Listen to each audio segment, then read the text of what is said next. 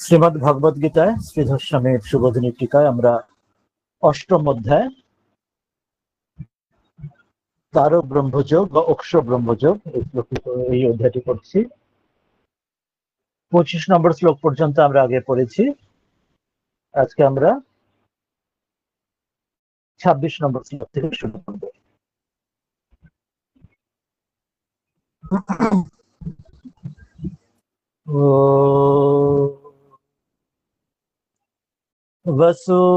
वसुदेवसुतं देवं कंसचाणूरमर्दनं देवकी परमानन्दं कृष्णं वन्दे जगद्गुरुम्।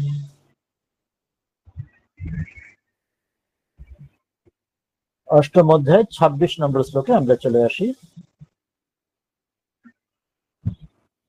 এখানে বলছেন যে শুক্ল কৃষ্ণ গতিকে অনাদিতাক কথন। শুক্ল গতি এবং কৃষ্ণ গতি এই দুটি গতির যে অনাদি সেই বিষয় বলবেন। আমরা এই গতির বিষয় আগে পড়েছি, আজকে আরেকবার পড়ে নেব। আগে এই শ্লোকটি দেখি কি বলছেন।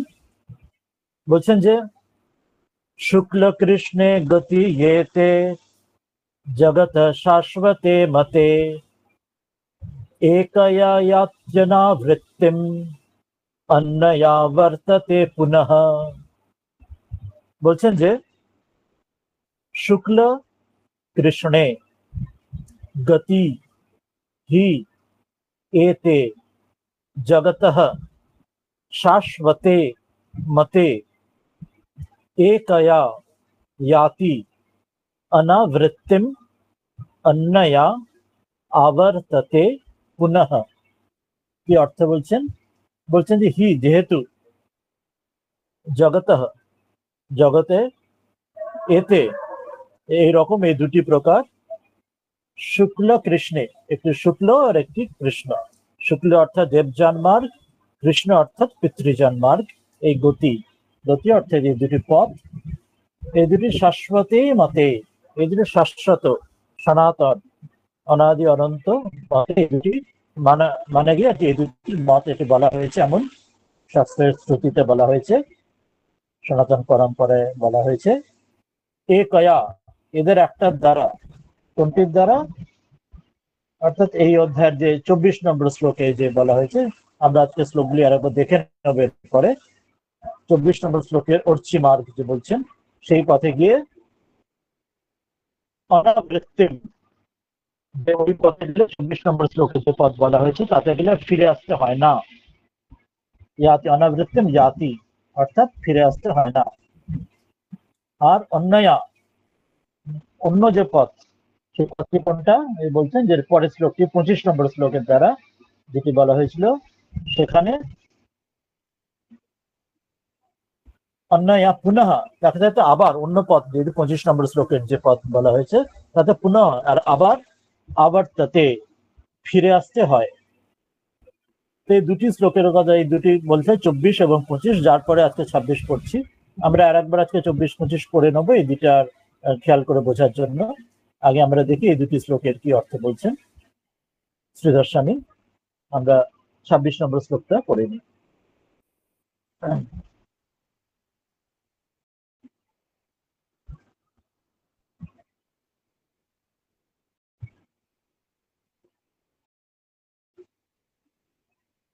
বলছেন উক্তৌ মার্গৌ উপসংহরতি, যে ওই দুটি মার্গের বিষয় যেটা আগের 24 এবং 25 দুটি শ্লোকে বলা হয়েছে, সেই দুটো মার্গের বিষয়ে উপসংহার করছেন, মানে সেই বিষয়ে দুটো মার্গের কথা তিনি এই শ্লোকে 26 নম্বরে বলে বিষয়টি শেষ করছেন। এই শ্লোকটিতে শুক্ল কৃষ্ণে যেটি পড়লাম, গতি ইয়েতে জগতঃ শাশ্বতে মতে একয়া ইয়াতি অনাবৃত্তিম অন্যয়া আবর্ততে পুনঃ। বলছেন শুক্ল, শুক্ল অর্থাৎ অর্চিরাদি গতিহি, শুক্ল মার্গ। শুক্ল মার্গ কোনটি? যেটি প্রকাশময় অর্থাৎ তেজময়, সেটি অর্চিরাদি গতি, এটি নাম গতি, এটি পথের নাম। যেটি প্রকাশময়ত্বাৎ, সেটি বলছেন ওই জন্য প্রকাশময়, সেটি যেন আলোয় ভরা, যেন সেটি উপমা দেওয়া হচ্ছে, যেন সেটি প্রকাশময়। আর কৃষ্ণ অপর যে পথটি, সেটা কৃষ্ণ বলা হচ্ছে কেন না ধূমাদি গতি, সেটা ধূমাদি গতির এটির নাম দেওয়া হচ্ছে, যেটি হচ্ছে তমময়ত্বাৎ, যেটি যেন অন্ধকার, তমময় যে অন্ধকার সেটি যেন পথ। এতে গতি, এই দুটি গতি, গতি অর্থাৎ মার্গ, এই যে পথ ওয়ে, এই দুটি পথ জ্ঞান কর্ম অধিকারীণ, যিনি জ্ঞানের পথে এবং কর্মের অধিকারীর জন্য, জগতঃ জগতে, শাশ্বতে অনাদি সম্মতে, বলছেন এটা মানা গেছে, জগতে বলা হয়েছে শাস্ত্রে শ্রুতিতে যে এই দুটি শাশ্বত সনাতন অনাদি অনন্ত এই দুটি পথ রয়েছে জগতে, জ্ঞানের জন্য যে পথে সেটি হচ্ছে শুক্ল, আর যেটা কর্ম সকাম কর্মের জন্য সেটি হচ্ছে এই কৃষ্ণ। কেন বলা হচ্ছে না সংসারস্য অনাদিত্বাৎ, যে বলছেন সংসারে অনাদি, অনাদি অনন্ত বলে এই পদ দুটিও অনাদি অনন্ত। যে জীব যেরকম তার কর্ম অনুযায়ী, তার যে স্থিতি অনুযায়ী, কেউ জ্ঞানের পথে গিয়ে সেই শুক্ল পথে চলে যায় আর ফিরতে হয় না, আর কেউ তার সকাম কামনার বশে সে এই ওই পথে চলে যায়, কৃষ্ণ পথে চলে যায়, তাকে ফিরতে হয়। সংসারে অনাদি বলে জগতের জীবের এই দুটি পথে অনাদি, যে কোনো একটা পথে সে চলে। তাই এই দুটির মধ্যে একয়া, একয়া অর্থাৎ একটা যেন শুক্লয়া, যেটা শুক্ল পথ, তাতে নিবৃত্তিম, তাতে নিবৃত্তি হয়, অর্থাৎ মোক্ষম ইয়াতি, তাতে মোক্ষ, সেটার দ্বারা মোক্ষ প্রাপ্তি হয়। আর অন্যয়া, অন্য যে পথটির দ্বারা, যে কৃষ্ণ পক্ষ, কৃষ্ণয়া, কৃষ্ণ পক্ষের দ্বারা পুনরা আবর্ততে, তাতে আবার ফিরে আসতে হয়। 24 এবং 25 এই দুটি শ্লোকে এই দুটি বিষয় বলা হয়েছিল, 26 সেটার তিনি উপসংহার তিনি করছেন। আমরা আগের দিন 24-25 দুটি শ্লোক পড়েছি, কিন্তু যেহেতু এটি খুব অত্যন্ত বিশিষ্ট আমাদের জীবনে এটি জানার জন্য, এবং সেটি মনে থাকবে না যেহেতু আজকে উপসংহার করছেন, আমরা আর একবার 24 এবং 25 শ্লোক যে দুটি শ্লোকের উপসংহার করছেন এখানে কৃষ্ণ ভগবান অর্জুনকে, তা সেই জন্য আমরা সেই শ্লোক দুটি আর একবার দেখে নেব, যাতে যে বিষয়টি বললেন 24 ও 25 যেন আমরা একটু স্পষ্ট করে একটু বুঝে নিতে পারি। আমরা ওই জন্য এই বিষয় দুটি 24 এবং 25 আর একবার আজকে আমরা ফিরে যাব, ওই দুটি শ্লোক যে দুটি উপসংহার করছেন ভগবান, সেই দুটি শ্লোক আর একবার দেখে নেব আমাদের বোঝার সুবিধার জন্য।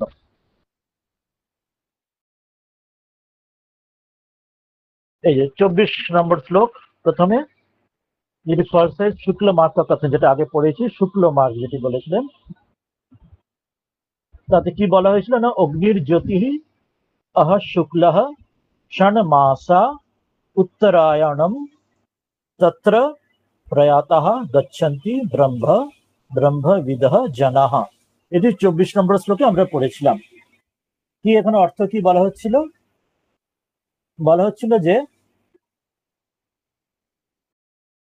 জ্যোতি, অর্থাৎ জ্যোতির্ময়, যেটা আমরা এই আজকে 26-এ এখনই শুরুতে আমরা জ্যোতির কথা পড়লাম, অর্চিরাদিগতীয় যে প্রকাশময় জ্যোতি, জ্যোতির্ময় যে প্রকাশ সেখানে রয়েছে, এবং সেখানে অগ্নি, অগ্নি অভিমানী দেবতা, এবং অহ মানে দিন, দিনের অভিমানী দেবতা, শুক্ল মানে শুক্লপক্ষ, আমরা যেটা এই পূর্ণিমা অমাবস্যা শুক্লপক্ষ কৃষ্ণপক্ষ জানি, শুক্লপক্ষে যিনি অভিমানী, অর্থাৎ অভিমানী অর্থ তার যে অধিষ্ঠাত্রী বা ইনচার্জ যে দেবতা, যে দেব, এবং উত্তরায়ণম 6 মাসের যে উত্তরায়ণ 6 মাস, তারও সেখানে যিনি অভিমানী অধিষ্ঠাত্রী যিনি দেবতা, তত্র সেই পথে প্রয়াতা যিনি শরীর ছাড়ছেন, সে ব্রহ্মবিদ, ব্রহ্মবেত্তা, যে সগুণ ব্রহ্মবিদ, আমরা তলে দেখিনি, তার সম্বন্ধে কি বলেছেন এখানে, अर्थात परमेश्वर की उपासना से परमेश्वर को परोक्ष भाव से जानने वाले, अर्थात सगुण ब्रह्मविद যিনি, তিনি সেই ব্রহ্মবিদরা, সেই ব্রহ্মকে জানা সেই মহাপুরুষরা, তারা সেই জানা সেই যোগীজন, সেই সাধক, সেই ব্যক্তিরা, সেই দেবতাদের সাহায্যে, যে অভিমানী দেবতা অধিষ্ঠাত্রী দেবতার কথা বলা হলো, সে ক্রমে সে মার্গ, সে পথ দ্বারা তারা ব্রহ্ম গচ্ছন্তি, ব্রহ্ম প্রাপ্ত হন। এই বিষয়টা আমরা শ্রীধর স্বামী একটু অর্থটা একবার দেখে নেবো, কি বলেছিলেন, যে বিষয়ে আজকে 26-এ তিনি অন্ত করলেন, যে এই পথে গেলে আর ফিরে আসতে হয় না। 24 নম্বর শ্লোকে আগের দিন দেখেছি, আজকে আর একবার সেটা বোঝার জন্য দেখে নেব। শ্রী গোস্বামী এখানে 24 নম্বর শ্লোকে বলেছেন, তত্র অনাবৃত্তি মার্গম আহ, যে পথে গেলে ফিরে আসতে হয় না,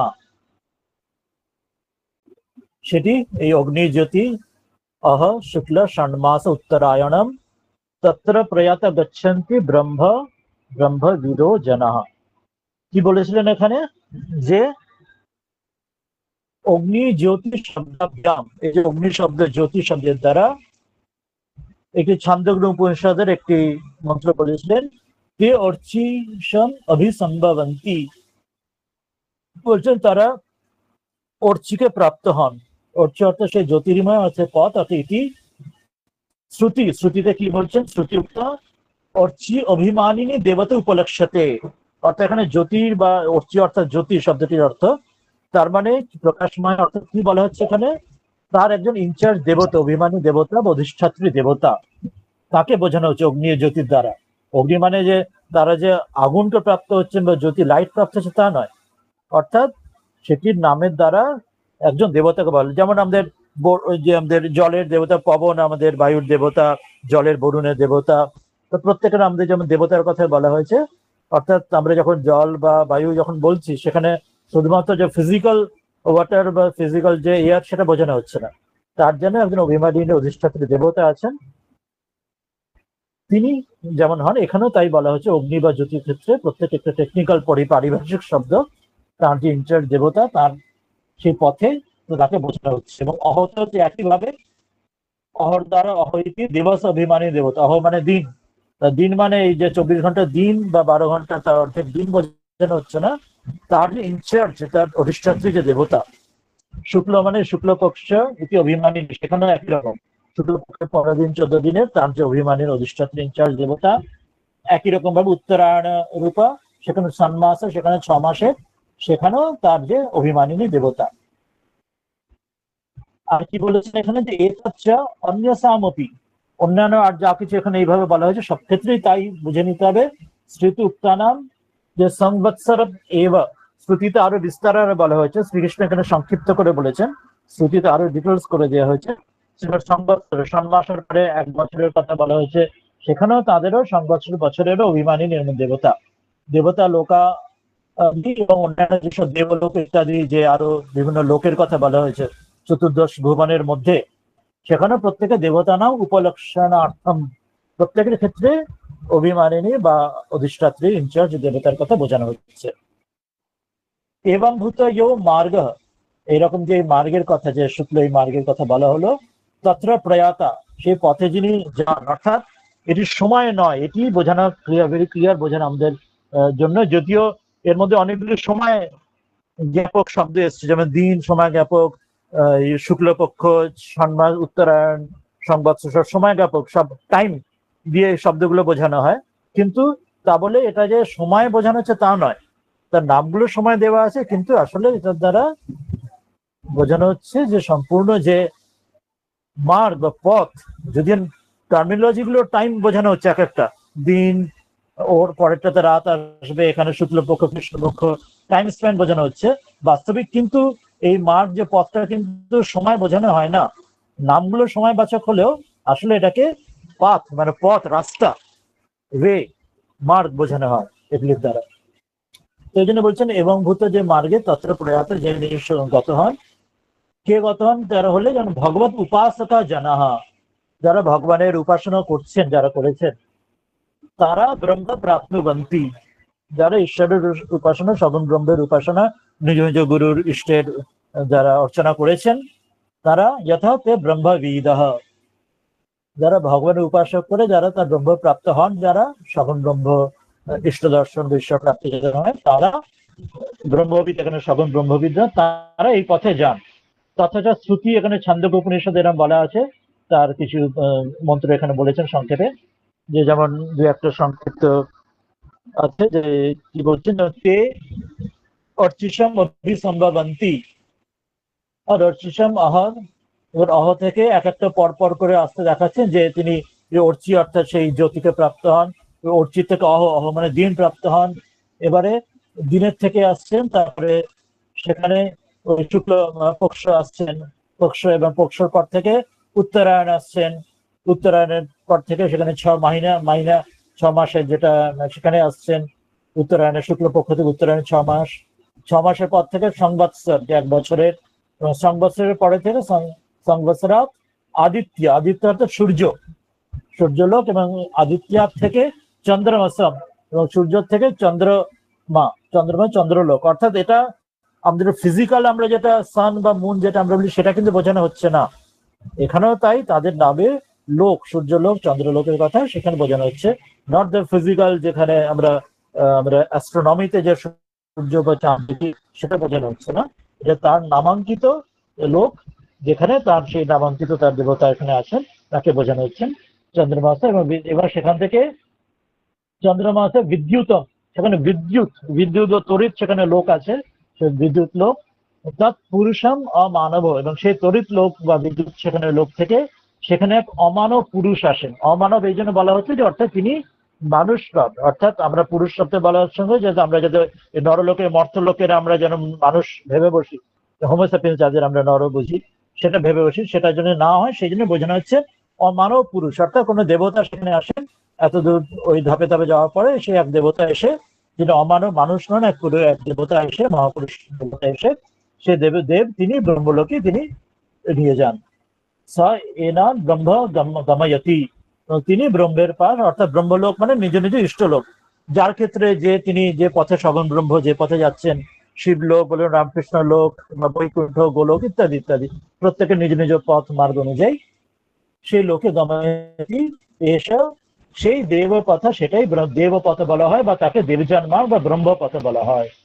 এতন প্রতিপদ্য মানা ইমম মানব আবর্ত মানবম আবর্তনতে, সেই পথে যিনি যান তিনি আর সংসারে ফিরে আসেন না, যিনি এইরূপে ব্রহ্মলোক নিজ ইষ্টলোকে চলে যান, তিনি সেখানেই কল্পান্তে, সেখানে তিনি ব্রহ্মের সঙ্গে এক হয়ে যান, তিনি ইষ্টলোকে থেকে কল্পান্তে শেষ তার সঙ্গে মিশে যান, আর তাকে ফিরে আসতে হয় না। এটা সাধারণ নীতি, শ্রুতি ছান্দোগ্য উপনিষদ থেকে বৃহত্তর উপনিষদও আছে, এখান থেকে কয়েকটি মন্ত্র দিয়ে এটি প্রতিপাদন করলো। তার থেকে একটি পার্থক্য আছে, এটি সগুণ ব্রহ্মবিদদের এটি হলো, অর্থাৎ যারা দেবতার উপাসনা করে ওখানে পৌঁছচ্ছেন, যারা এটিকে ক্রমমুক্তি বলা হয়, ক্রমমুক্তি মানে স্টেপ বাই স্টেপ, সেখানে ক্রম স্টেপ বাই স্টেপ ক্রমে ক্রমে হচ্ছে।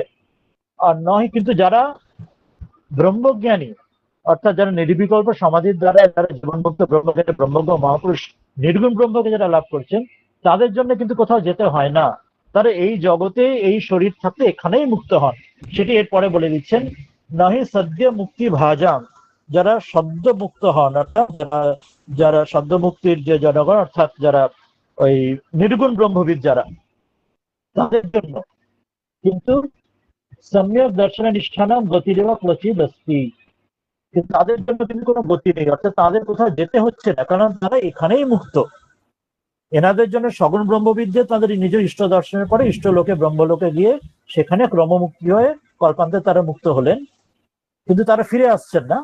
আর এরা যারা নির্গুণ ব্রহ্মবিদ যারা, তারা কিন্তু এখানেই এই জগতে থাকতে, শরীর থাকতে জীবন মুক্ত তারা হচ্ছেন। সেটি এখানে বলছেন যে বৃহত্তর উপনিষদের একটি মন্ত্র দ্বারা, ন তস্য প্রাণ উৎক্রামন্তি, বলছেন ইতি শ্রুতে, যে তাদের প্রাণ, ন তস্য প্রাণ উৎক্রামন্তি, তাদের প্রাণ আর উৎক্রমণ করে না, অর্থাৎ তাদের প্রাণ এখান থেকে এরা ক্রমমুক্তির কোনো ঊর্ধ্বগতি সেখানে লাভ করতে হয় না, তারা এইখানে থাকতেই এই জন্মেই এই শরীরেই তারা মুক্ত হয়ে যাচ্ছেন। ফলে এখানে এই পার্থক্যটা মনে রাখতে হবে যে যারা ঈশ্বর লাভ যারা করছেন সগুণ ব্রহ্মবিদ, তারা ক্রমমুক্তির দ্বারা দেবযান মার্গে যাচ্ছেন, কিন্তু যাদের জীবন মুক্ত নির্গুণ ব্রহ্ম যারা প্রাপ্ত হচ্ছেন তাদের কোথাও যেতে হচ্ছে না, তারা অলরেডি মুক্ত, শরীর থাকতেই মুক্ত, তাদের কোথাও যাবার দরকার পড়ছে না। তারা অর্থাৎ দেবযান পিতৃযান দুটো মার্গেরই পারে, অর্থাৎ দেবযানের পিতৃযান মার্গই যে একমাত্র মার্গ জগতে তা নয়, এটাই কমন মার্গ, বেশিরভাগ ক্ষেত্রেই দেবযান এবং পিতৃযান মার্গে নেওয়া হয়, কিন্তু এর বাইরেও রেয়ার কিছু মানুষ আসেন যারা জীবন মুক্ত, তাদের সেখানেও যেতে হচ্ছে না, তারা এই শরীর থাকতে এখানেই মুক্ত হচ্ছেন। এটি শুক্লপক্ষের কথা বলা হলো। এরপর পরের শ্লোকটি আমরা দেখে নেবো, যেখানে অপর যে মার্গ যেটি বেশিরভাগকে ফিরে আসতে হয়, যেটি বললেন ওই কৃষ্ণ মার্গ যেটি বললেন, সেটাও দেখে নেবো। ফল সহিত কৃষ্ণ মার্গ কথন, কি বলেছিলেন? ধূম রাত্রি তথা কৃষ্ণ ষণ্মাসা দক্ষিণায়নম তত্র চান্দ্রমাসম জ্যোতির যোগী প্রাপ্য নিবর্ততে। ধূমः রাত্রিः তথা কৃষ্ণ ষণ্মাসা দক্ষিণায়নম তত্র চান্দ্রমাসম জ্যোতি যোগী প্রাপ্য নিবর্ততে। কি অর্থ না? ধূম, ওখানে যেমন অগ্নি জ্যোতি বলেছিলেন আলোর কথা, এখানে ধূম অর্থাৎ ধূম যেমন ধোঁয়া অর্থাৎ সে ঢেকে দেওয়া, সেটি তার যে অভিমানী দেবতা। সবই সিম্বলিক রূপে নামগুলো সেই রকম দেওয়া হয়েছে, যে যেটাকে প্রকাশ সেটাকে অন্ধকার, ওইভাবে নামগুলো রয়েছে। রাত্রি ওই জন্য রাত্রি অভিমানী দেবতা, তথা কৃষ্ণ কৃষ্ণপক্ষ যখন অমাবস্যা হয় তার অভিমানী দেবতা। এরপর দক্ষিণায়নম যে 6 মাস দক্ষিণায়নম, তার ষণ্মাস, তার যে 6 মাসের অভিমানী দেবতা। তত্র সেই মার্গে যে শরীর যাচ্ছে তারা, সেই যে যোগী অর্থাৎ যিনি সকাম কর্ম যিনি করছেন, যিনি কামনার দ্বারা কর্ম করছেন, তিনি নিজ নিজ তার সেখানকার যে দেবতারা আছেন অভিমানী দেবতা, তাদের দ্বারা চান্দ্রমাসম চন্দ্রমাকে জ্যোতি প্রাপ্ত হন। এরপরে তিনি স্বর্গে অর্থাৎ তার যে নিজ পিতৃলোক, সেই পিতৃজন মার্গে গিয়ে তার নিজ নিজ কর্মের ফল অনুযায়ী, যেখানে তার যে লোকে তার স্থান নির্দিষ্ট, তার কর্মের ফল অনুযায়ী সেখানে গিয়ে তারপর নিবর্তাতে তিনি আবার পরে ফিরে আসেন, যখন তার সেই কর্মের ফল ফুরিয়ে যায়। সেটি এখানে বলেছিলেন আবৃত্তি মার্গ মাহ, যে পথে ফিরতে হয় সেটি কিরকম না? ধূম রাত্রি তথা কৃষ্ণ ষণ্মাস দক্ষিণায়নম তত্র চান্দ্রমাসম জ্যোতি যোগী প্রাপ্য নিবর্ততে। বলছেন ধূম অভিমানিনী দেবতা, সেখানেও যে ধূম অর্থাৎ এই ধোঁয়ার যে নামের যে সিম্বলিক নাম যে দিচ্ছেন, তার যে অভিমানী ইনচার্জ অধিষ্ঠাত্রী দেবতা। রাত্রি আদি শব্দ এসছে সেখানে একই রকম পূর্ববাদ এব, আগের শ্লোকের মতেই রাত্রি, তারপর কৃষ্ণপক্ষ, দক্ষিণায়নম, রূপ ষণ্মাসা অভিমানী নিয় তিস্র দেবতা উপলক্ষন্তে, প্রত্যেকটাই তাই। রাতের অভিমানী দেবতা, কৃষ্ণপক্ষের অভিমানী দেবতা, দক্ষিণায়নের 6 মাসের অভিমানী দেবতা। এতাভির দেবতাভির উপলক্ষিত, এই দেবতাদের উপলক্ষিত করে যে মার্গ, এখানে একই রকম, যে এখানে আসলে কোনো সময় নয়, যদিও শব্দগুলো সময়বাচক কালবাচক শব্দ, কিন্তু আসলে এখানে মার্গ বা রাস্তা বোঝানো হচ্ছে। যে মার্গে তত্র প্রয়াত, যে ওই পথে যে প্রয়াত কারা হয় না? কর্মযোগী যারা, সকাম কর্ম যারা করছেন, কামনার বশে যারা কর্ম করছেন, তারা চান্দ্রমাসম, তারা চান্দ্রমাসম চন্দ্রমাকে প্রাপ্ত হয়। আর চন্দ্রমা মানে তার জ্যোতির দ্বারা, ওই একইভাবে বলা হলো যে চন্দ্রলোক অর্থাৎ ফিজিক্যাল যেটা চন্দ্র সেটা শুধু বোঝানো হচ্ছে না, এটি এক লোক বোঝানো হচ্ছে।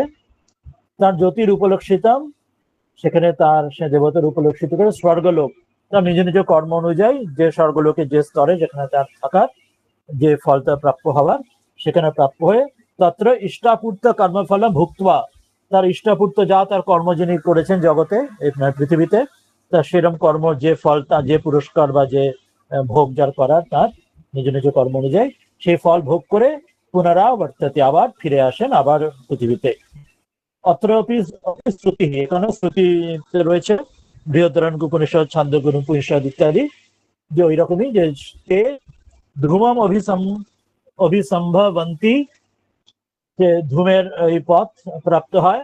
ধূমাত রাত্রি, ধূমে থেকে রাত্রির পথ, রাত্রের অপরপক্ষ অর্থাৎ কৃষ্ণপক্ষের পথ, অপরপক্ষ এখান থেকে ষণ্মাসে যে ওই দক্ষিণায়নের সেই পথ, সেখান থেকে আবার সংবৎসরের সেই বছরের যে সেই পথ না, কিন্তু ইয়ে সংবৎসর নেই প্রাপ্ত হতে। হ্যাঁ, এখানে একটা পার্থক্য, সে সংবৎসরম নাতে এতে সংবৎসরম অভিপ্রাপ্তবন্তী। ওইখানে ছিল কি উত্তরায়ণের পরে 6 মাসের পরে সংবৎসরের প্রাপ্ত হয়, কিন্তু কৃষ্ণপক্ষের এই যে মার্গ, এখানে কিন্তু দক্ষিণায়নের 6 মাসের পরে সংবৎসরে নেই প্রাপ্ত হতে, সেখানে সংবৎসরের সেই পথ কিন্তু সে প্রাপ্ত হন না।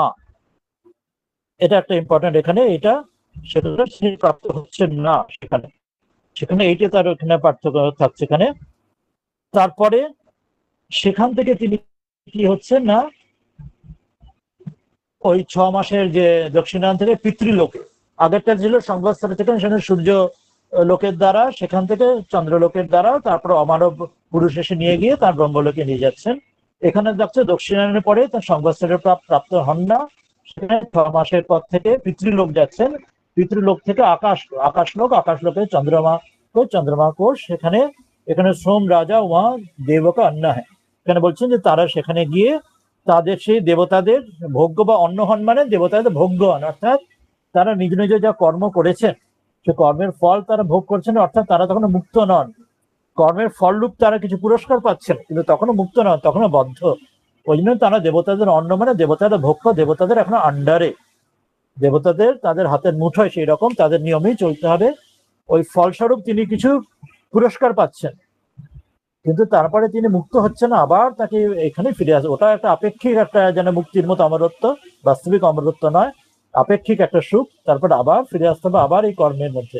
সেই জন্য বলছেন তিনি যে দেবতাকে অন্ন তাকে হয়, দেবতারা ভক্ষণ করেন, দেবতা লোক ভক্ষণ করেন, মানে অর্থাৎ দেবতারা ভোগ্য হন, মানে তারা তখনও মুক্ত নন, দেবতাদের দ্বারা তারা তারা তখনও চালিত হন, তারা তখনও মুক্ত হতে পারেন। যেটা ঠাকুর সে উদাহরণ দিচ্ছেন যে সেই একটা খুঁটিতে গরু বাঁধা আছে, গরু সেই মুক্ত নয়, সে তার খুঁটির মধ্যে যতটা সে ঘাস আছে ঘাসটাকে খেতে পারে, সেটা আপেক্ষিক তার ওইটুকু স্বাধীনতা আছে।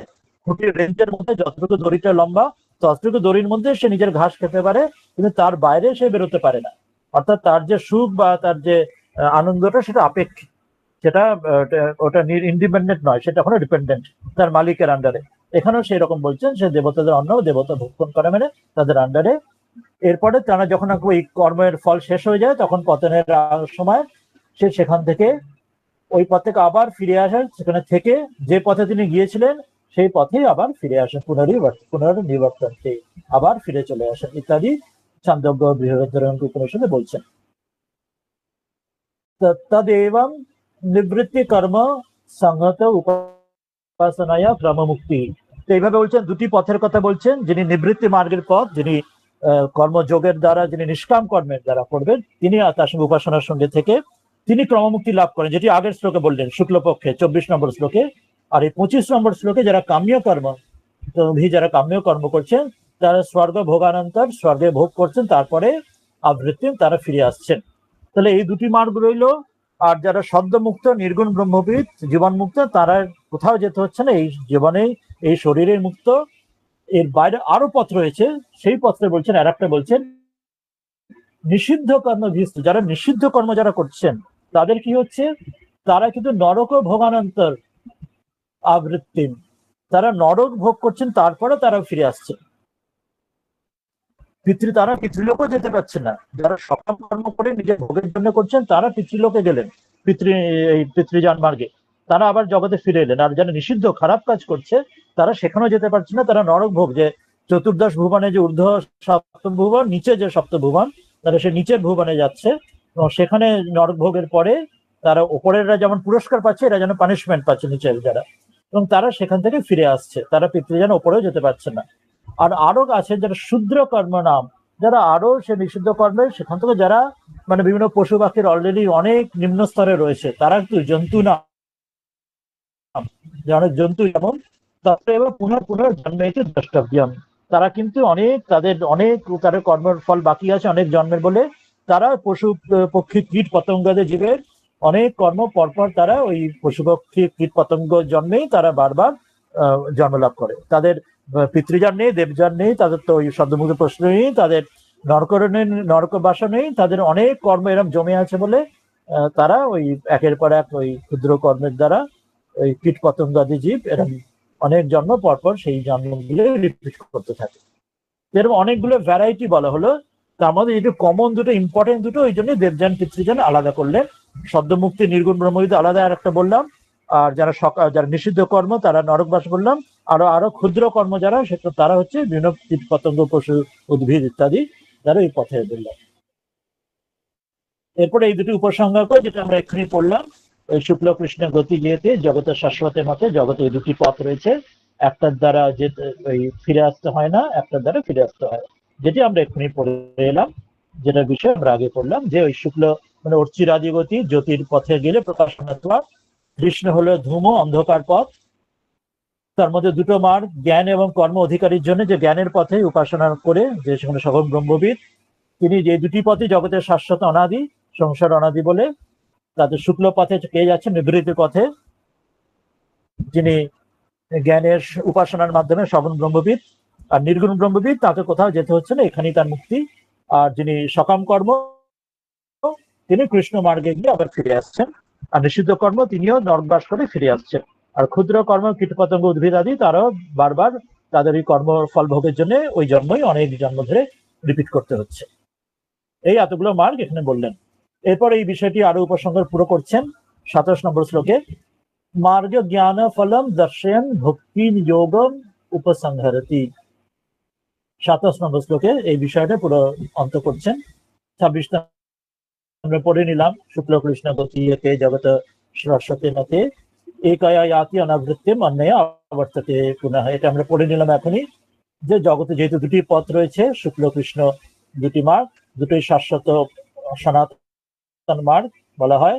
একটা দ্বারা মানে শুক্ল মার্গের দ্বারা আর ফিরে আসতে হয় না অনাবৃত্তিম, আর কৃষ্ণ মার্গের দ্বারা আবার ফিরে ফিরে আসতে হয় জন্ম মৃত্যুর পথে। এরপরে দুটি মার্গের পথ শেষ করছেন 27 নম্বর শ্লোকে। दोनों गतियों को जानने वाले योगी की प्रशंसा এবং অর্জুন को योगी बनने के लिए आज्ञा। বলছেন এই যে দুটি পথের কথা যেটা আমরা বললাম, দুটো যে মুখ্য পথ, অন্যগুলো আছে যেগুলো আরো রেয়ার, যেগুলো কম মানে আরো কম, যেটা বললাম আমরা নির্গুণ ব্রহ্মবিত্ত খুবই কম ইত্যাদি। তো দুটো যে কমন ইম্পর্টেন্ট দুটো মার্গ, দেবযান পিতৃযান, শুক্লপক্ষ কৃষ্ণ শুক্ল মার্গ কৃষ্ণ মার্গ, এই দুটি যিনি জানেন সেই যোগীর প্রশংসা করছেন ও অর্জুনকে বলছেন যে তুমিও সেই পথে জেনে তোমার পথ তাহলে বেছে নাও, তোমার কোন পথে তুমি বুঝেই নাও তাহলে কোন পথে তাহলে আমার তোমার যাওয়া উচিত, অর্থাৎ তোমার কেমন কর্ম করা উচিত, কিভাবে তোমার চলা উচিত জগতে, যাতে তুমি শুক্ল মার্গ দেবযান মার্গে উনি পেতে পারো, যাতে পিতৃযান মার্গে যেতে না হয়। আর সদ্যমুক্তি নির্গুণ ব্রহ্মবিদ সে তো চরম, সে তো রেয়ার, আমরা আগেই বলেছি, সেটা খুব কম অধিকারী সেটার জন্য হন। 27 নম্বরে বলছেন নৈতে স্মৃতি পার্থ জানন योगी मुह्यति कश्चन तस्मात् सर्वेषु कालेषु योग युक्त भव अर्जुन। বললেন যে না এতে স্মৃতি পার্থ জানন योगी मुह्यति कश्चन तस्मात् सर्वेषु कालेषु योग युक्त भव अर्जुन। এটি অর্জুনের দ্বারা আমাদের জীবনের জন্য আমাদের মনে করে দিচ্ছেন আমাদের কেমন ভাবে চলা উচিত। আমাদের নানা প্রার্থ সংস্কারের জন্য আমরা সেটা করে উঠতে পারি না। ঠাকুর যেমন বলছেন যে সেই নেউল না কিসের পেছনে যেন সে বাচ্চারা ইট বেঁধে যেতে, সে গর্তে ঢুকলেও শিয়াল নাকে সে আবার গর্ত থেকে সেই ওটা টানে বেরিয়ে ইটের টানে বেরিয়ে পড়ে। অর্থাৎ আমরা এত কিছু জানলে শুনলে আমাদের প্রার্থ সংস্কার এমন আমাদের আর বারবার আবার সেই বিপথে বা ভুল পথে আবার এই ভগবত উপাসনা বা ভগবত মার্গ থেকে বিচ্যুত করে দেয়, আমাদের সাধন ভজন থেকে সরিয়ে দেয়। তা সেটা মনে রাখতে বলছেন, আমাদের সাবধান করে দিচ্ছেন যে হে পার্থ, এতে এই দুই রকম স্মৃতি বা মার্গ অর্থাৎ গতি, যেটা অর্থাৎ পথ, জানান এই দুটি জানো, বুঝে নাও, তত্ত্ব জেনে নাও, যেটা বোঝালাম। কশ্চন এবং জেনে কেউ কোনো যোগী না মিয়তি মোহিত হয় না, ঠিক ভাবে তুমি জেনে বুঝে নাও, আর তুমি মোহিত হয়ে মোহগ্রস্ত হয়ে আর ভুল পথে যাবে না। যখন জেনে নেবে দুটি পথ, একটা তোমার ভালোর পথ আর একটা তোমার খারাপের পথ যেটি, তসমাৎ সেই জন্য এটি জেনে তুমি ঠিক ভাবে অর্জুন, হে অর্জুন, এবং তার দ্বারা আমাদেরও বলছেন যে সর্বেষু কালেষু সব সময় তুমি যাতে দেবযান মার্গেই তুমি যেতে পারো, পিতৃযান মার্গে যাতে তোমাকে যেতে না হয়, সেই রকম ভাবে যোগযুক্ত সমবুদ্ধিরূপ যোগ সে নিজে ঈশ্বরে অর্পণ করে, মন প্রাণ বুদ্ধি অর্পণ করে ইষ্টতে শরণাগত হয়ে তুমি সেইভাবে ভব, সেইভাবে থাকো আমাকে প্রাপ্ত হওয়ার জন্য, অন্তত শ্রবণ ব্রহ্মবিদের জন্য সেইভাবে সাধন করে সেইভাবে জীবনচর্যা তুমি কাটাও, সেইভাবে থাকো তোমার অর্থাৎ সধর্ম পালন করে তুমি আমাকে শরণাগত হয়ে তুমি এগিয়ে চলো। এইটি তিনি মনে করাচ্ছেন, তার দ্বারা আমাদের সকলকে মনে করাচ্ছেন। শ্রীধর স্বামীকে আমরা দেখে নেব, বলছেন যে মার্গ জ্ঞান ফলম দর্শয়ন, এই যে দুটি মার্গের শুক্ল মার্গ এবং কৃষ্ণ মার্গের পথ দেখিয়ে, ভক্তি যোগম উপসংহরতি, এই যে ভক্তি যোগের এই যে বিষয়টি, অর্থাৎ এই আমার ভক্ত হয়ে যে অনন্য ভক্তির দ্বারা যে একমাত্র যোগযুক্ত আমার চিন্তা করে ঈশ্বরের ইষ্টের চিন্তা করে, তুমি সেখান থেকে ভ্রষ্ট হয়েও না, ওই পিতৃযান মার্গে যে ওই জন্ম মৃত্যুর পথে পড়ো না করে এই বিষয়টি উপসংহার করছেন যে নৈতে স্মৃতি পার্থ জানন যোগী মুহ্যতি কশ্চন তস্মাৎ সর্বেষু কালেষু যোগযুক্ত ভব অর্জুন। বলছেন এতে স্মৃতি মার্গ, হে পার্থ, এই যে দুটি রাস্তা দুটি পথ হে পার্থ, মোক্ষ সংসার প্রাপত। একটা হচ্ছে মোক্ষ পাওয়া যায়, একটা তো সংসার পাওয়া যায়। শুক্ল মার্গ দেবযান মার্গের দ্বারা মোক্ষ, ক্রমমুক্তির দ্বারা তুমি ব্রহ্মলোক ইষ্টলোকে গিয়ে তুমি কল্পান্তে মুক্ত হবে।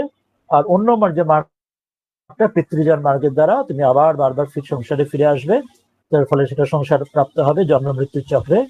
এই দুটো পথ জেনে জানান কশ্চিৎ অপি না মুহ্যতি, কোন সাধক যে যার একটু বুদ্ধি চিন্তা বুদ্ধি আছে তার আর মোহগ্রস্ত হওয়া উচিত নয়, সে তো আর ভুল পথে যাওয়ার উচিত নয়। সে যখন জেনে যাবে, আমরা যেমন গুগল ম্যাপে জিপিএস এ যদি জানি আমি একদিকে যেতে যাই দুটো রাস্তা দুদিকে, কেউ তো ভুল করে সেখানে ভুল রাস্তায় তো চলে যাবে না, সে জেনে শুনে ঠিক রাস্তায় যেতে চাইবে।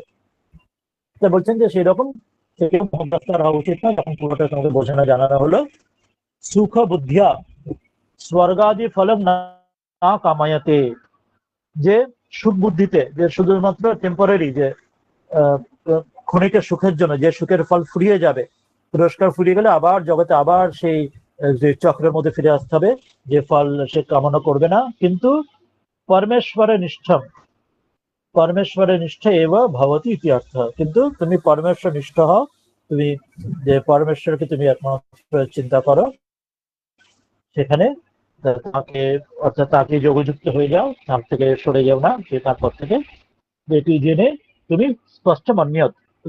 আর বাকিটা তো স্পষ্ট আছে, এই অংশটা তুমি এটা তুমি বুঝে নাও, জানো তার থেকে আর তুমি বিচ্যুত হয়েও না, যে তাকে সর্বদা সর্বদা সব কালে সবসময় যোগযুক্ত হয়, তুমি ঈশ্বরকে ধরে থাকো, তার স্মরণ মনন, তার ইষ্ট মন্ত্র জপ ধ্যান আদি যা গুরুরা সাধন বলেছেন তাকে শরণাগত হয়, এইভাবে জীবনচর্যা পালন করে।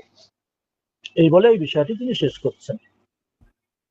এরপরে 28 নম্বর শ্লোকটি এই অধ্যায়ের শেষ শ্লোক।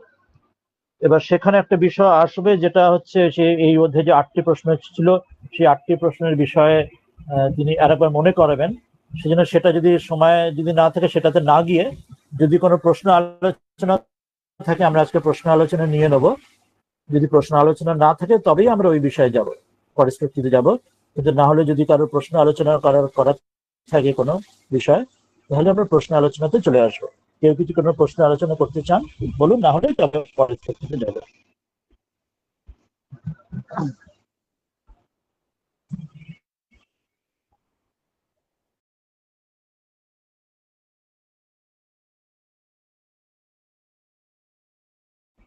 হ্যাঁ, তাহলে আমরা 28 নম্বর শ্লোকটি পড়ে নিচ্ছি। এখানে বলছেন অধ্যায়ের এই শেষ শ্লোকে, অধ্যায়ে বর্ণিত তত্ত্ব জাননে কা ফল। এই অধ্যায়টি সমগ্রভাবে যা পড়লাম আমরা, তার সবকিছু জানার যে ফল, সেটা বলেই অধ্যায় শেষ করছেন। অধ্যায় শেষ শ্লোকটি বলছেন, বেদেষু যজ্ঞেষু তপস্সু চৈব দানেষু যৎ পুণ্য ফলং প্রদিষ্টম অত্যেতি তৎ সর্বমিদং বিদিত্বা যোগী পরম স্থান উপৈতি চাদ্যম। বললেন যে वेदेषु यज्ञेषु तपस्सु च एव दानेषु यत् पुण्यफलं प्रदिष्टम् अत्येति तत् सर्वम् इदं विदित्वा योगी परम स्थानम उपैति च आद्यम। কি অর্থ হলো?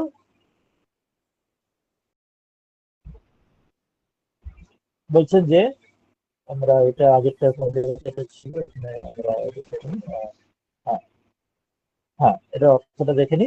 বলছেন যোগী পুরুষ, তিনি ইদম, ইদম মানে এই যে তত্ত্বগুলি বলা হলো এই সমগ্র অধ্যায়তে, এটি বিদিত্ব, এটি জেনে, ঠিক ভাবে জেনে, বেদেশু, বেদেতে, বেদের পাঠ ইত্যাদি পঠনের মধ্যে, এবং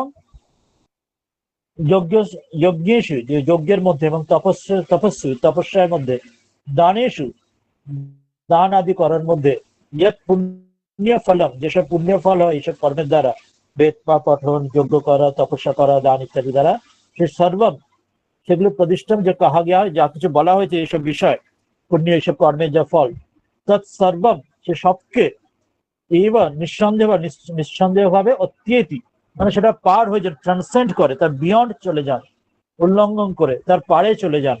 আর কি হন? তিনি আদ্যম পরম স্থানম, সে সনাতন, যে অনাদি, যিনি যে সনাতন শাশ্বত, যিনি পরমাত্মা, তাকে উপৈতি, তাকে পান। অর্থাৎ যিনি এই সব কিছুর পারে চলে যান, তিনি তাকে প্রাপ্ত হন।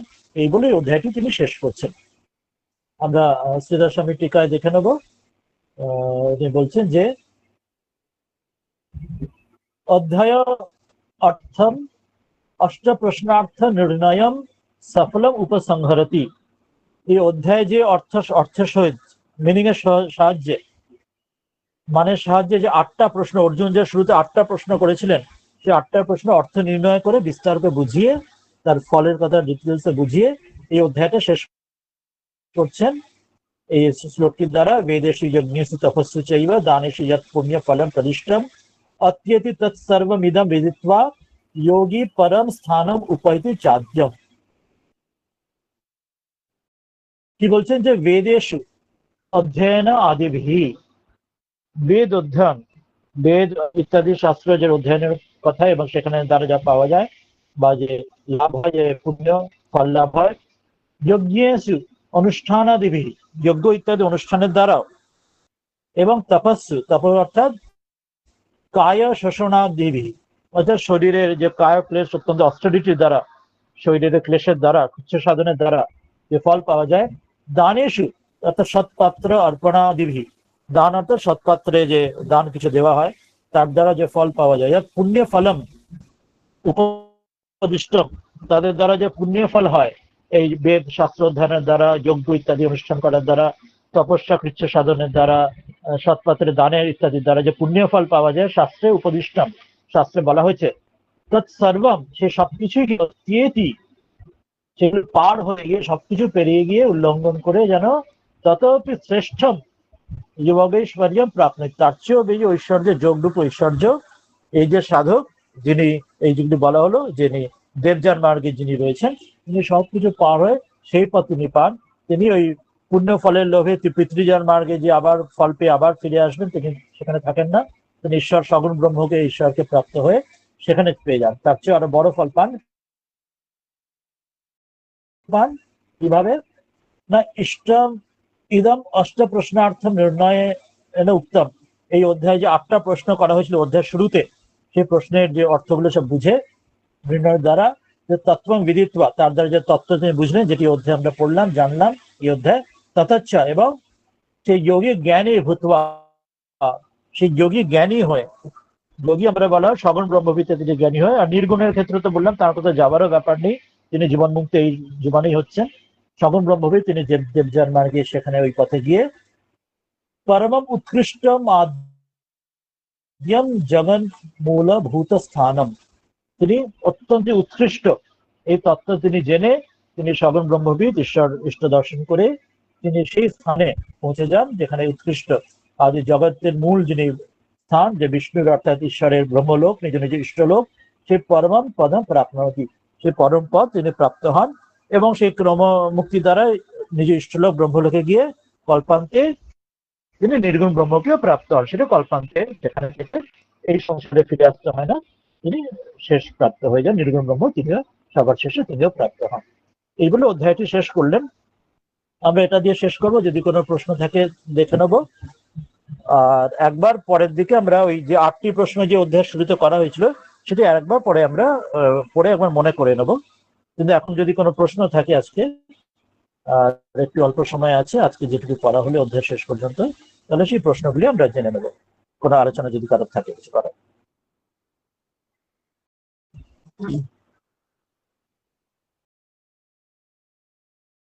তাহলে অধ্যায় শেষটা বলছেন যে অষ্টমে অষ্ট বিশিষ্টে, এটি শ্রীধর স্বামী বলছেন তার টিকাতে, অষ্ট সম্পৃষ্ট অর্থ স্পষ্টার্থ অষ্ট নির্ণয়ে, বলছেন যে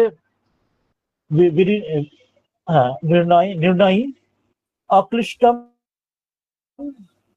অষ্টাধ্যায় প্রাপ্তি স্পষ্টিতাষ্টম অবতার বানা। বলছেন যে এই 8টি বিশেষতার সঙ্গে যে 8টি প্রশ্ন যে অধ্যায় শুরুতে করা হয়েছিল, এই অধ্যায়, এই 8 নম্বর অধ্যায় 8টি বিষয়, 8টা প্রশ্ন করা হয়েছিল, তার বিষয় উত্তরে 8টা নির্ণয়, তিনি 8টা ব্যাখ্যা তিনি পুরো বিস্তার করে ব্যাখ্যা তাকে দিয়েছিলেন 8টি বিষয়, এবং স্পষ্ট করে দিয়েছিলেন। এবং সেই অষ্টম এই যে মার্গের দ্বারা এই 8টি প্রসঙ্গের দ্বারা তিনি যে জানবেন, যিনি এই তত্ত্বগুলি, তিনি অনায়াসে এই 8টা তত্ত্ব জেনে তিনি সে দেবযান মার্গের প্রাপ্তি তিনি করতে পারেন। এই বলে তিনি অধ্যায় শেষ করছেন। এই 8টি বিষয় কি অধ্যায় শুরুতে পড়েছিলাম, আমরা আরেকবার সেটি জেনে মনে করে নেব। ইতি শ্রীমদ্ ভগবদ গীতায় শ্রীধর স্বামী বিরচিতানাম বিরচিতায়াম সুবোধিন্যাম টিকায়াম মহাপুরুষ যোগ নাম অষ্টম অধ্যায়। এই অধ্যায়ের নাম কোথাও অক্ষর ব্রহ্মযোগ, কোথাও তারক ব্রহ্মযোগ, এখানে মহাপুরুষ যোগ নামে বলা হচ্ছে। আর শ্রীধর স্বামী তার সুবোধিনী টিকা এই অধ্যায়টা এটি দ্বারা তিনি শেষ করছেন। আমরা একবার ওই প্রথম যে কি 8টা যে প্রশ্নগুলি কি ছিল আমরা তো আগে পড়েছি, তাহলে একবার আমরা মনে করে দেখে নেব। আমরা অধ্যায়ের একদম শুরুতে ছিল সেই প্রশ্নগুলো, একবার আমরা এই প্রশ্নগুলো দেখে নেবো, তাহলে আমাদের মনে পড়বে কি আমরা পড়েছিলাম।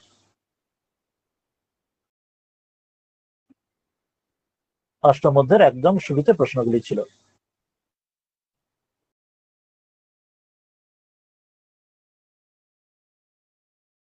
এই ছিল প্রশ্ন। অধ্যায়ের শুরুতে অর্জুন প্রশ্ন করেছিলেন এই অষ্টম অধ্যায়ের শুরুতে। তাতে প্রশ্নগুলি আমরা খুব সংক্ষেপে দেখে নেব যে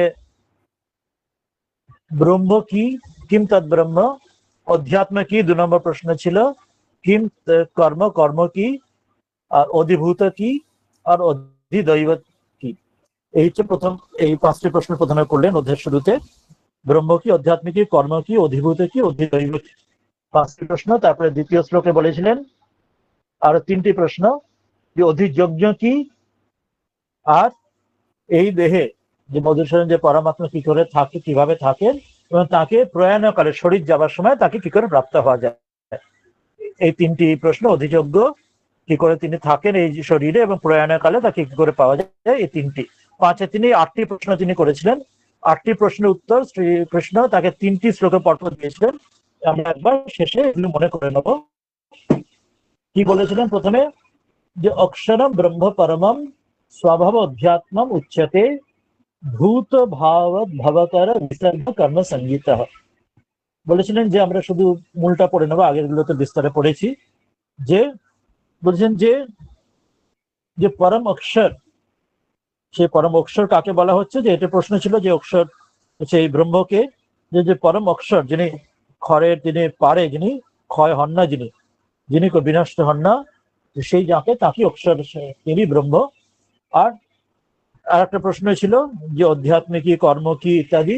বলছেন স্বভাব, আপনার স্বরূপ জীবাত্মা, তাকে অধ্যাত্ম বলা হয়। এটি আর একটা প্রশ্নের উত্তর ছিল, যে অধ্যাত্ম, এটি আর প্রশ্ন ছিল কৃষ্ণের, অর্জুনের, যে অধ্যাত্ম কাকে বলা হয়।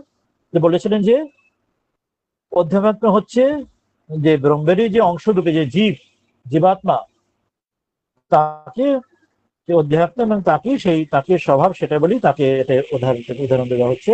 আপনার স্বরূপ অর্থাৎ যে জীবাত্মা, সে স্বভাব, তাকে অধ্যাত্ম বলা হচ্ছে। এটি হচ্ছে তার দ্বিতীয় প্রশ্নের উত্তর হলো। আর একটা বলেছিলেন যে কর্ম কাকে বলা হয়, এটা কর্ম অর্জুনের প্রশ্ন ছিল। বলছেন যে কাহা যাতা হয় যে ভূত ভাবৎকারী, ভূতের যে জগতের যে উৎপত্তি, বিনাশ, স্মৃতি, সবকিছু যে কর্ম, যে ত্যাগ, তার দ্বারা যে ত্যাগ, তাকে কর্ম বলা হয়। এগুলো বিস্তারে আমরা আগে পড়েছি, এখন শুধু একবার সংক্ষিপ্ত ভাবে মনে করে নিচ্ছি। যে ব্রহ্মের তার সংজ্ঞা দিলেন, আর অধ্যাত্মের সংজ্ঞা দিলেন, জীবাত্মার জীবের বিষয়।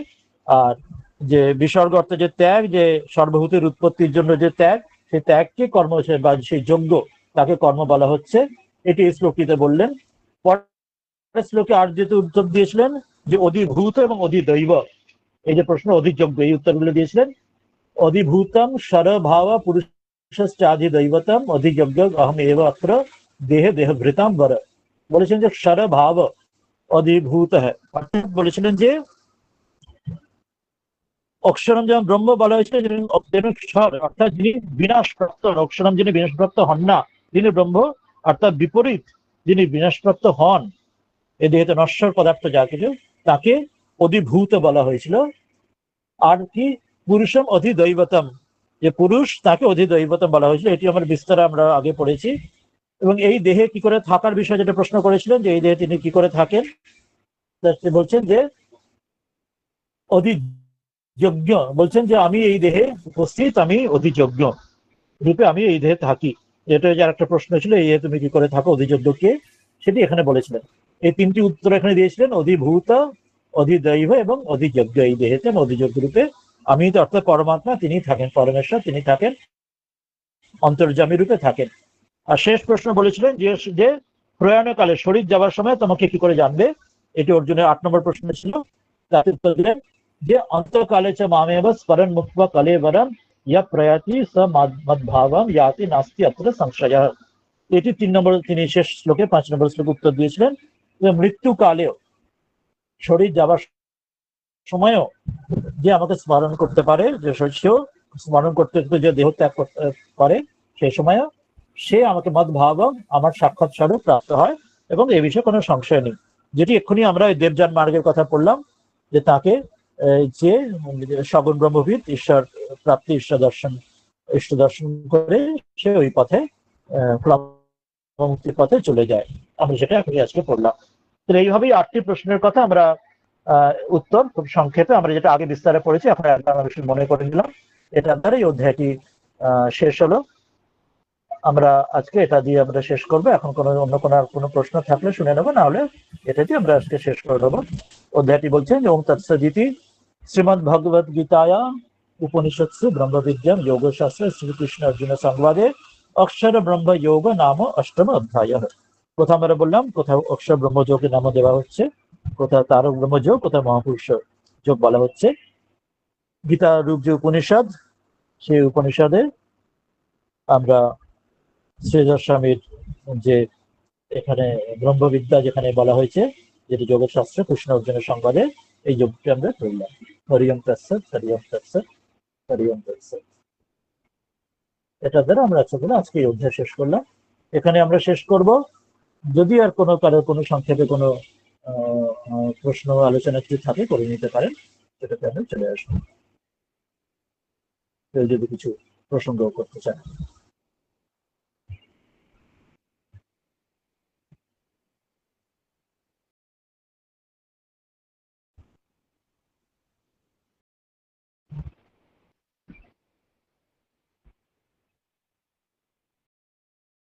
কারোর কোনো প্রশ্ন আছে, না হলে আমরা এটা দিয়ে শেষ করে দেবো।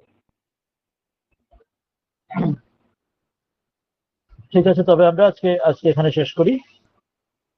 মূকং করোতি বাচালম পঙ্গুম লঙ্ঘয়তে গিরিম